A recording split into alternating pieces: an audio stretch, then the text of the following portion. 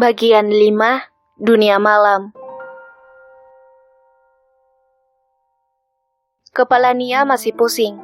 Ia tidak mengingat apa-apa tentang kejadian semalam. Setelah ia meminum jus yang disajikan di meja resto itu, ia benar-benar tak ingat apa-apa lagi. Ia mengedarkan pandangannya ke seliling kamar. Tak ada tanda-tanda ada orang di dalam kamar itu. Sebuah pesan masuk di aplikasi hijaunya. Nia menyambar ponselnya. Alangkah terkejutnya ia setelah melihat pesan itu. Sebuah video dirinya sedang melakukan hal tak senonoh dengan seorang laki-laki asing. Jika kamu berani melarikan diri dari sana, maka video ini akan tersebar di sentro negeri. Itu ancaman yang menyertai kiriman video itu. Seketika tubuh Nia terasa lemas. Telinganya berdenging keras, irama jantungnya berdegup tak karuan. Tubuhnya kebas tak merasakan apa-apa. Tuhan, cobaan apa lagi ini? Teriaknya. Air matanya luruh membasahi selimut yang membalut tubuh polosnya. Ia menangis sejadi-jadinya. Pikirannya kacau tak tahu mesti berbuat apa. Bayangan tentang orang tua yang ia tinggalkan memenuhi memorinya. Perasaan bersalah dan penyesalan membuatnya semakin larut dalam kesedihan. Nia tak dapat membayangkan jika video itu tersebar. Betapa malu kedua orang tuanya. Ia benar-benar hancur sekarang. Inikah bayaran yang harus aku tebus atas kesalahanku di masa lalu? Seburuk inikah takdirku? Kenapa Tuhan menghukumku dengan cara seperti ini? Pertanyaan-pertanyaan itu bagai hantu gentayangan berputar-putar di kepalanya. Nia kembali mengedarkan pandangannya ke seliling ruangan. Kamar itu terkesan sangat mewah. Pasti ini hotel bintang 5, batin Nia. Tapi untuk apa mereka melakukan semua ini? Nia mencoba untuk bangkit dari kasur tempatnya tertidur. Tubuh polosnya dililit selimut. Ia tergopoh-gopoh menuju pintu mencoba membukanya. Tapi sia-sia, pintu kamar itu terkunci. Tubuhnya lemas, kakinya kehilangan tumpuan, ia terjatuh ke lantai sambil menangis terisak. Ia membentur-benturkan kepalanya ke tembok, sambil menangis rasanya ingin mati saja. Ia berusaha berdiri kembali dengan selimut tebal yang masih menempel di tubuhnya. Ia menuju lemari pakaian, untuk melihat siapa tahu ada pakaian yang bisa ia pakai untuk menutupi tubuhnya. Di dalam lemari hanya tersedia lingerie berbagai macam warna. Untuk apa semua ini? Ucapnya heran sambil memeriksa semuanya. Tapi ia merasa tak ada yang pantas untuk dipakainya. Terlalu seksi. Ia kemudian menuju kamar mandi untuk membersihkan diri. Ia mandi di bawah shower dengan linangan air mata. Ia merasa begitu kotor, tak akan cukup air selautan untuk membersihkan dirinya. Ia bingung apa yang harus diperbuatnya sekarang. Hampir 1 jam ia mandi di bawah shower hingga tubuhnya menggigil kedinginan. Dengan langkah gontai, ia menuju tempat handuk masih di area kamar mandi. Dikeringkannya tubuhnya yang mulai tak bertenaga. Langkah kakinya semakin lemah karena kedinginan. Jantungnya kembali berdegup saat membuka pintu. Langkahnya terhenti di pintu kamar mandi. Matanya membeliak heran melihat seorang pria asing tengah duduk di kursi dekat ranjang sambil tersenyum ke arahnya. Nia kikuk berusaha menutupi bagian tubuhnya yang terbuka, karena ia hanya memakai handuk sebatas paha dan dada sehabis mandi. Jangan takut, aku kesini hanya ingin membawakanmu ini, ucap pria itu sambil menyodorkan sesuatu. Kerlingan mata nakalnya membuat Nia ketakutan. Ia kemudian meninggalkan Nia yang masih terpaku di tempatnya.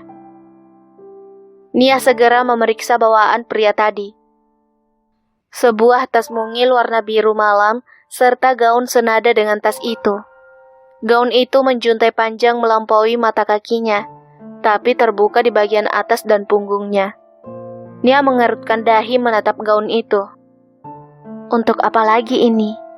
Batin Nia. Namun tidak ada pilihan lain. Hanya itulah baju satu-satunya, baju yang bisa ia kenakan. Getaran ponsel di atas ranjang bersprei putih itu mengalihkan perhatian Nia. "Halo?" Suara wanita dari seberang sana. "Manis, kamu pakai gaun itu. Sebentar lagi ada yang datang.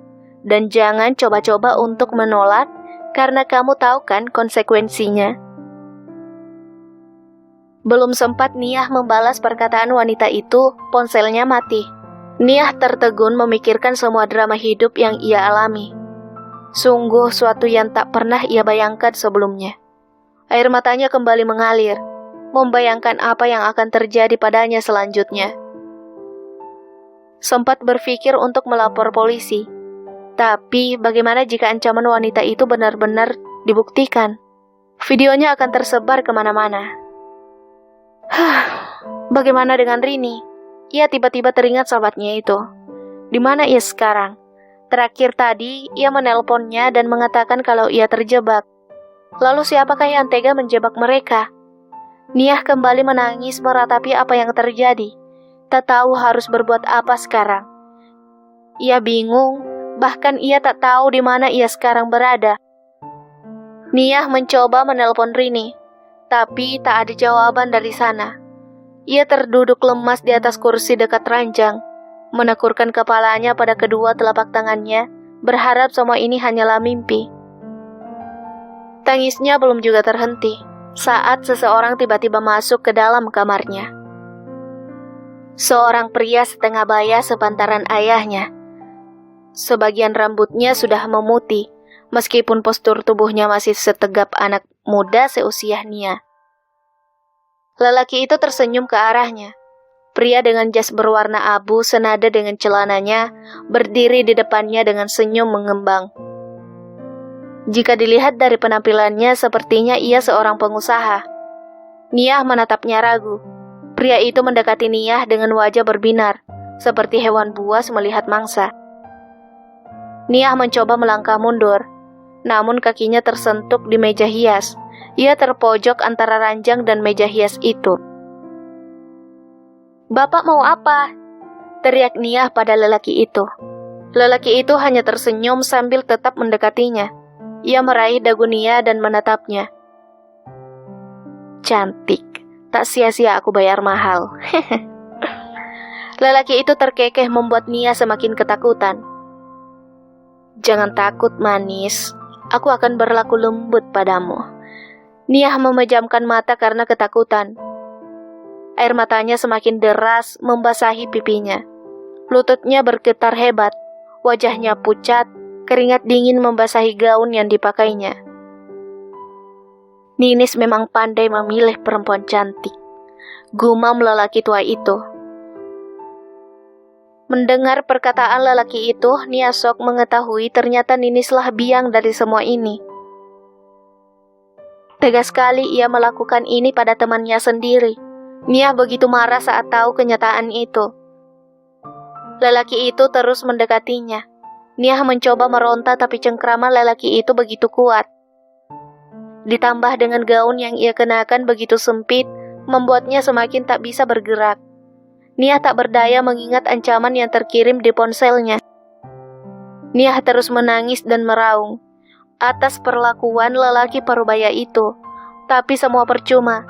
Semua telah terjadi. Sampai akhirnya Niah pasrah atas semua itu. Mungkin memang takdirnya mengalami semua ini. Mungkin ini memang hukuman yang harus ia jalani atas kesalahannya di masa lalu. Niah benar-benar telah menjadi wanita malam. Keluar masuk hotel dengan berbagai tipe laki-laki.